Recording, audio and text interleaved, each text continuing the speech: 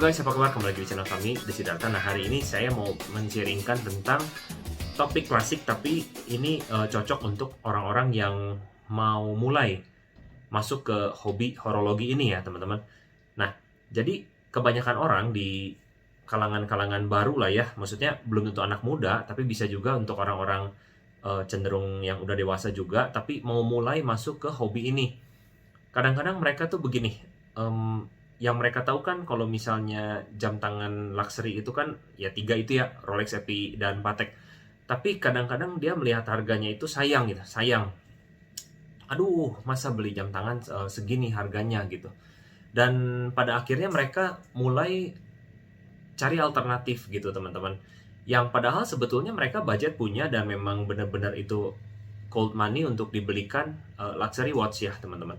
Nah, jadi gini, contoh ya teman-teman, misalnya contoh si Bapak X nih, sebenarnya dia mau mencari Submariner Black ya, atau Submariner Starbucks. Itu di range harga kalau Black itu sekitar 200 jutaan, kalau Starbucks mungkin sekarang sekitar ya kurang lebih mungkin 250-an lah teman-teman. Itu plus minus ya, tergantung tahun, kondisi, sealed atau tidak, dan lain-lain gitu.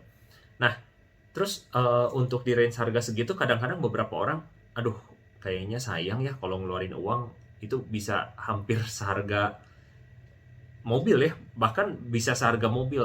Kalau saya nggak salah Wuling elektrik yang 200 km aja kurang lebih di harganya sekitar 250-an juta ya setelah pajak dan lain-lain. Mungkin di bawah sedikit lah. Apalagi kalau nanti udah subsidi gitu.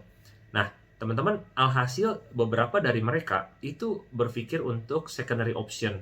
Secondary option itu jadi bahasanya beginilah teman-teman, belinya tuh jadi kagok gitu. Kagok tuh mereka mencoba melirik Tudor, mencoba melirik Breitling, mencoba melirik merek-merek yang lain lah gitu. Yang cenderung mungkin lebih apa ya namanya ya, lebih rendah lah harganya daripada Rolex. Apalagi kan sekarang Rolex rata-rata gray market lah ya. Kita ngomongin Tudor lah. Tudor aja lah baby Rolex, dimana harganya mungkin bisa dapat sekitar 50 jutaan teman-teman untuk beberapa versinya, toh sama-sama diver watch juga gitu kan. Yang padahal ketika mereka ternyata beli Tudor itu, satu teman-teman, ternyata bukan yang mereka cari dan bukan yang mereka suka gitu, asal mereka punya luxury watch. Terus kedua, ternyata pada saat Tudor ini suatu saat mau dijual lagi, atau misalnya mereka ngecek harga ya, secara harganya ini terapresiat atau enggak, ternyata malah turun gitu ketika mereka mau coba ditawarkan kepada penjual gitu, kepada gray market atau kepada orang lain tuh, misalnya beli 55 juta ditawarnya 35 juta. Jadi langsung begitu beli dipakai aja udah langsung turun gitu kan. Turunnya juga drastis gitu, cukup banyak. Apalagi kalau udah dipakainya sering dan udah banyak codet, lecet, ding, dan lain-lain ya teman-teman. Nah, alhasil akhirnya mereka mulai beli luxury watch yang mereka mau gitu. Tapi kan mereka udah waste the money gitu ya. Kecuali memang mereka modelnya suka ya teman-teman. Jadi balik lagi, kecuali memang mereka modelnya suka. Entah itu Tudor, entah itu Tag Heuer, entah itu IWC, entah itu Breitling, dan lain-lain. Nah, karena beberapa merek seperti yang tadi saya sebutkan, itu memang bahkan kebanyakan merek itu jarang sekali yang bisa terapresiat harganya teman-teman. Memang salah satunya yang bisa terapresiat itu adalah Rolex, AP, Patek, Richard Mille juga bisa ya, termasuk salah satu kolektor yang jangka panjang itu bisa rise up lah the price gitu, bisa jadi barang investasi. Nah, jadi mikirnya harus begini teman-teman, kalau misalnya kita mau bener-bener beli Rolex, AP, dan Patek itu tujuannya bener-bener hanya untuk money converter gitu. Jadi daripada kita nyimpen cash, kita nyimpen ke this luxury and collectible item, dimana kita harus believe bahwa our money itu sebenarnya hanya di convert, rubah bentuk aja gitu ke model yang jam yang kita mau. Dan kita juga sebelumnya harus mempelajari dulu juga sih, maksudnya model-model apa aja sih kira-kira yang bisa jadi investasi yang bagus lah di masa depan ya teman-teman. Sebenarnya di teman-teman tinggal cari di video-video di belakang, udah sering saya bahas juga sih model-model apa aja yang bisa dijadikan untuk investasi gitu. Ya rata-rata seperti stainless steel sport, Rolex, AP, Patek gitu kan, di range diameter 40 mm itu mah standar banget lah gitu teman-teman. rata-rata yang itu. Berikutnya ya teman-teman harus bisa riset sendiri sih ya, maksudnya kadang-kadang nggak harus melulu kayak yang sport watch, juga ada yang bisa naik gitu. Seperti Langga gitu, seperti FP Journe, juga nggak selalu Rolex, FP dan Patek gitu kan, tapi itu lebih expert lagi gitu. Nah anyway, yang pengen di-sharingin di sini adalah ketika kita mau mulai di hobi horologi ini, jangan tanggung-tanggung sih teman-teman. Jadi misalnya tujuannya kita pengen belinya Starbucks, malah belinya Tudor. Tujuannya kita pengen belinya Daytona, malah kita belinya misalnya Omega Chrono. Kecuali memang Anda suka dengan jam yang Anda beli itu ya. Jadi maksudnya gini, memang Anda tujuannya memang bukan sama sekali untuk investment. Nanti saya akan bahas di next video, judulnya adalah The Good, The Bad, and The Ugly. Nah ini lucu juga sih teman-teman. Ini suka terjadi di teman-teman kalangan komunitas horologi ini ya. Nanti saya cerita. Jadi, tapi tetap untuk pertama kali kita memulai, pilihlah yang Anda suka, pilihlah yang Anda mau. Dan kalau saya suggest sih, kalau memang Anda mau masuk ke dunia horologi ini, ke hobi ini, untuk jangka panjang ya teman-teman, dan memang khusus untuk Anda yang memang fokusnya mau koleksi the luxury ya, the luxury. Mungkin stay di 50% ke atas lah, sampai ya minimal 50% lah, minimal 50% portfolio collection jam tangan Anda itu adalah yang bisa increase the price gitu. Jadi memang mereka adalah investment instrumen yang bagus gitu. Jadi ketika itu pun Anda pilihlah yang benar-benar bagus. Jangan misalnya Anda jadi pilih secondary atau third option Anda gitu. Jadi kalau memang sukanya ini, udah pilih itu.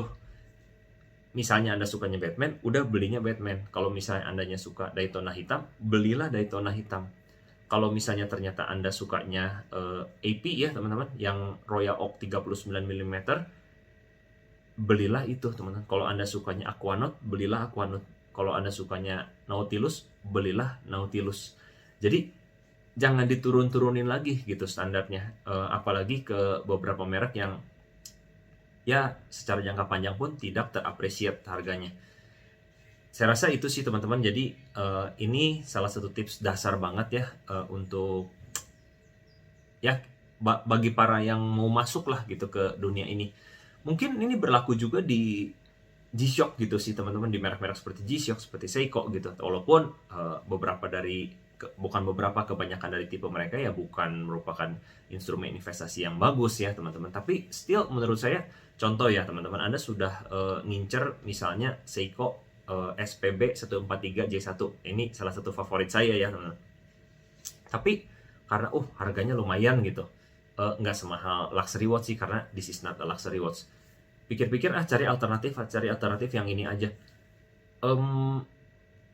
Saran saya sih ya gini teman-teman, kalau memang Anda ada budgetnya, udah aja beli yang Anda mau. Tapi kalau memang belum ada budgetnya, jangan dipaksain. Intinya that simple.